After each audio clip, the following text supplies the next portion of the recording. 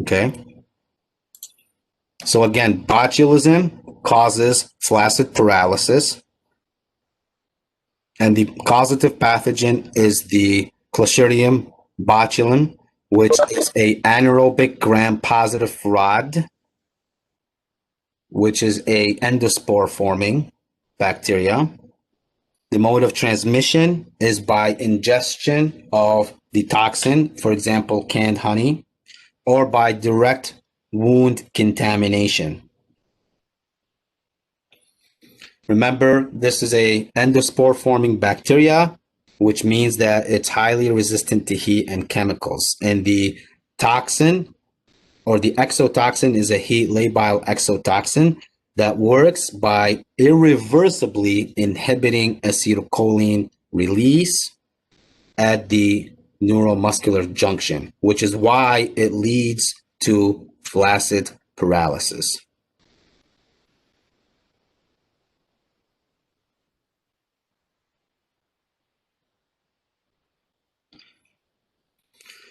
So remember, basically without acetylcholine, neurons cannot communicate to the body muscles, leading to paralysis.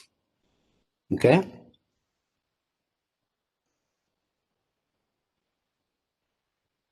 Now, tetanus.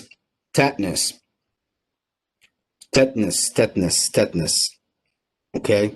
This is going to cause painful spasms and rigidity. This causes painful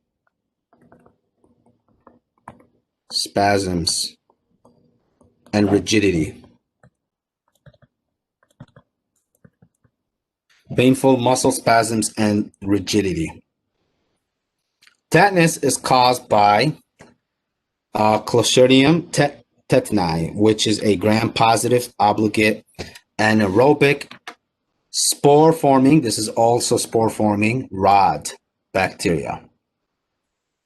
It produces a neurotoxin called tetanospasm. Okay? The pathogen is actually ubiquitous, especially in soil and animal feces. So the route of infection or mode of transmission, it would be the Clostridium spore would contaminate a wound through dirt, saliva, or the feces. So a wound would get contaminated by coming into contact with dirt, saliva, or feces. Okay.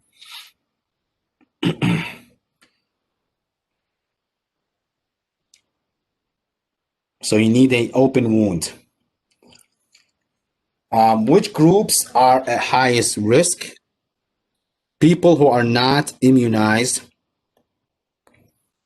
those who are diabetics, neonates, and IV drug abusers. The clinical manifestation, it's going to be painful muscle spasms and rigidity. Okay.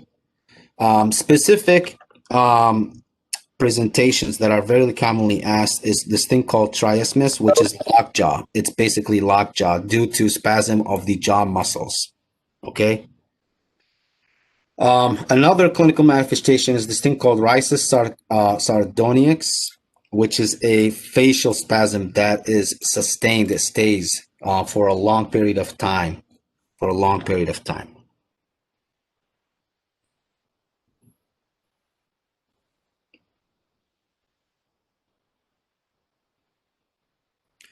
The tetanospasm, how does it work?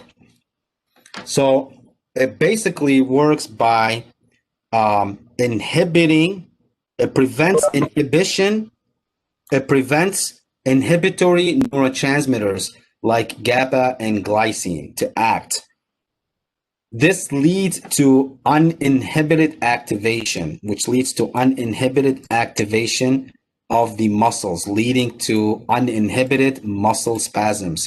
Because remember, when you do a muscle activity, when a neuron is fired for the muscle activity to happen, you need GABA or glycine to basically stop that muscular activity. Or even you need the acetylcholine esterase enzyme to break down acetylcholine. All of these are basically inhibited by the tetanospasm toxin, leading to uninhibited muscle rigidity. Okay?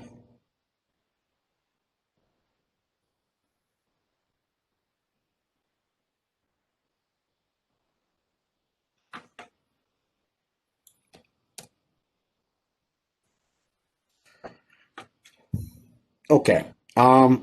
Toxic shock syndrome. Toxic shock syndrome. What is the definition of toxic shock syndrome? This is a systemic inflammatory reaction caused by bacterial exotoxins. Specifically, for example, in the case of toxic shock syndrome toxin 1, this is the toxin. It's literally called toxic shock syndrome toxin 1. This is a toxin produced by strains of Staph aureus, which allow it to cause toxic shock syndrome. Okay. The unique clinical manifestations of toxic shock syndrome include a fever, hypotension, tachycardia, and some type of altered mental status. They can have flu-like symptoms and a rash. They must have a erythematous rash.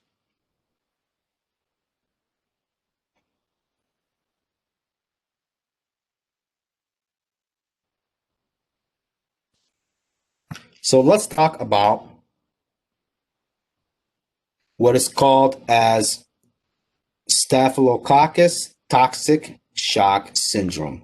Staphylococcus toxic shock syndrome. Okay. Staphylococcus toxic shock syndrome.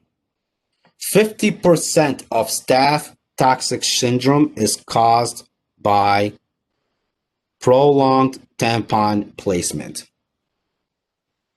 Prolonged tampon placement.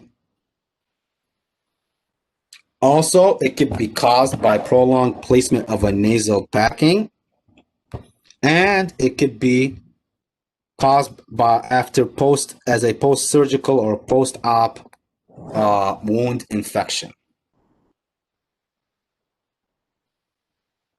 The Staphylococcus toxic shock syndrome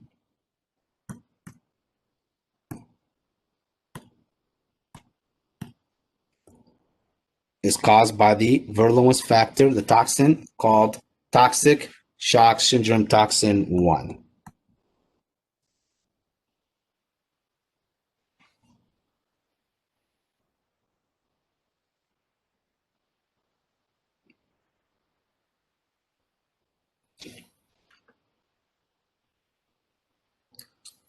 Okay. Then we have what's known as streptococcal toxic shock syndrome. The etiology here is it's caused by Lancefield group A streptococcus, specifically Streptococcus pyogenes.